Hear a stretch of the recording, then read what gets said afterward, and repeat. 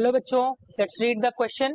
Question says a copper wire is stretched to make it 0.1% longer.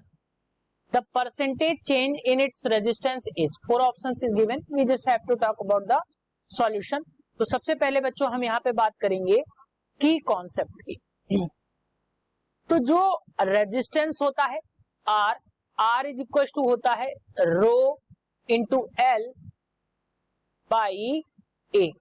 जो resistance होता है वो क्या होता है बच्चों, रो एल बाई ए, जहां पे एल लंबाई है और ए जो है एरिया है.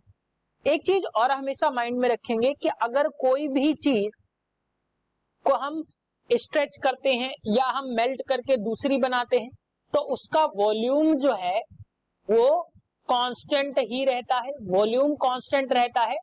उसकी शेप जो है वो बेशक चेंज हो जाएगी, यानी कि उसका एरिया चेंज हो सकता है, लेंथ चेंज हो सकती है, लेकिन उसकी वॉल्यूम जो है वो कांस्टेंट रहेगी.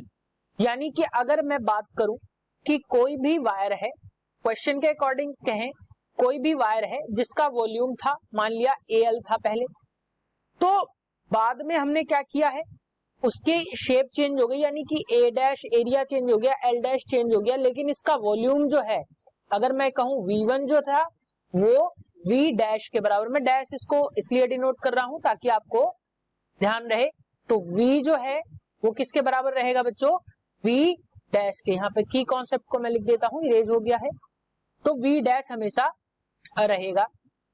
अब हम इस क्वेश्चन के अकॉर्डिंग देखें, कॉपर वायर को हमने क्या किया है, स्ट्रेच किया है, 1.1% लॉन्ग कर दिया है.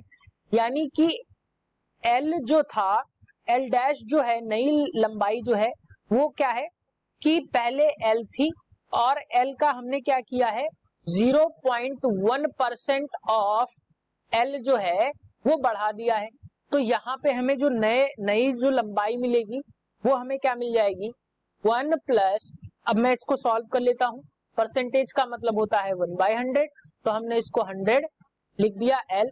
तो ये जो हमें नई लंबाई मिली वो मिल गई यहां से L plus, it's not 1 it's L plus 0.1/100. तो यहां से हमें जो वैल्यू मिली वो मिली 1.001 इंटू L. यहां से हमें क्या मिल गया, 1.001 इंटू L. अब मैं अगर यहां से A डैश की बात करूं, जो एरिया आएगा, अब इसी फॉर्मूले से अगर मैं देखूं तो जो एरिया आएगा, A डैश आएगा, वो क्या आएगा बच्चों, AL जो पहले से गिवन है. यानी कि मैं यहां से लिखूं AL जो है वो पहले से गिवन है अपॉन L डैश, यानी कि एक रिलेशन हमें यहां से मिला और वो क्या मिला, A डैश जो हमें मिला वो क्या मिला, L upon L A upon 1.001 into L. अब यहां से मैं अगर देखूं तो रेजिस्टेंस के अकॉर्डिंग मैं देखूं तो रेजिस्टेंस अभी मैंने आपको बताया है. रेजिस्टेंस मैं एक और इरेज कर देता हूं. तो रेजिस्टेंस इक्वल्स टू क्या मैंने आपको बताया, पहली बार क्या होगा L अपॉन A, और दूसरी बार मान लिया जब लेंथ बढ़ा दी है तो रेजिस्टेंस हो गया R डैश, और R डैश क्या हो जाएगा बच्चों, रो L dash upon A dash.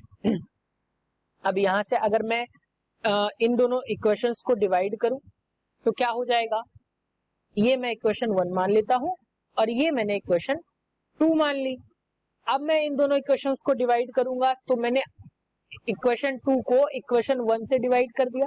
R dash upon R क्या मिल जाएगा, L dash A dash sorry L dash A upon A dash L, ये हमें मिल जाएगा. अगर मैं यहां से वैल्यूज जो है ये पुट करूं तो ये हमें R डैश अपॉन R की वैल्यू जो मिल जाएगी वो इसके अकॉर्डिंग हमें क्या मिल जाएगी, 1.001 का स्क्वायर. यहां से जो हमें मिली, इस रिलेशन से जो हमें वैल्यू मिली वो क्या मिली बच्चों, L से L कैंसिल आउट हो जाएगा और ये इसको हमने रखा, इट शुड नॉट बी 1.01. मैं इसको और करेक्ट कर देता हूं. ये जो वैल्यू गिवन है ये क्या होगी बच्चों, ये आपकी वैल्यू होगी, मैं इसको करेक्ट कर रहा हूं, ध्यान दीजिएगा, 0.1 है. सो अब मैं नेक्स्ट स्लाइड में इसको देख लेता हूं। आर डैश अपॉन आर की वैल्यू हमें यहां से मिल रही है। अब अगर मैं अप्रोक्सीमेशन करूं इसका, तो क्योंकि यहाँ पे जो वैल्यू गिवन है वो क्या गिवन है, 1.001 का स्क्वायर। तो अब मैं अगर इसका स्क्वायर करूंगा तो अब हम ऐसा नहीं कर सकते, तो हमने इसको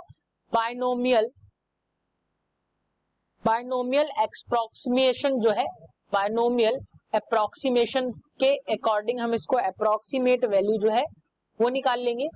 स्क्वायर करना है क्योंकि हमें, तो इस अप्रोक्सीमेशन से ये वैल्यू हमें जो मिल जाएगी वो कितनी मिल जाएगी। अब ध्यान रखना, ये भी मैं आपको बता देता हूं, ये क्या होता है 1 प्लस एक्स की पावर ए अगर गिवन है तो ये क्या हो जाएगा 1 प्लस ए एक्स हो जाता है।